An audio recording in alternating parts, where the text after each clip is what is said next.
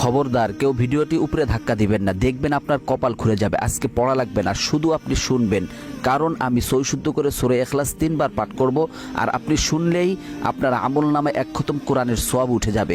তো চলুন শুরু করা যাক। তো শুরু করার আগে যদি ভিডিওটি ভালো লাগে অবশ্যই চ্যানেলটি সাবস্ক্রাইব, ভিডিওটি লাইক এবং ভিডিওটি শেয়ার করার অনুরোধ করছি। তো চলুন শুনে আসি 3 বার। বিসমিল্লাহির রহমানির রহিম।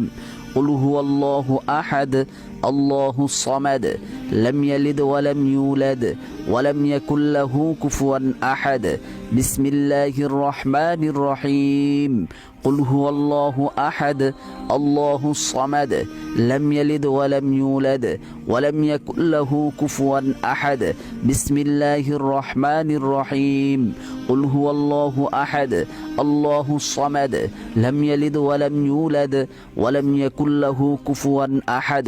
যারা শুনেছেন তাদের আমলনামায় 1 খতম কোরআনের সওয়াব উঠে গিয়েছে।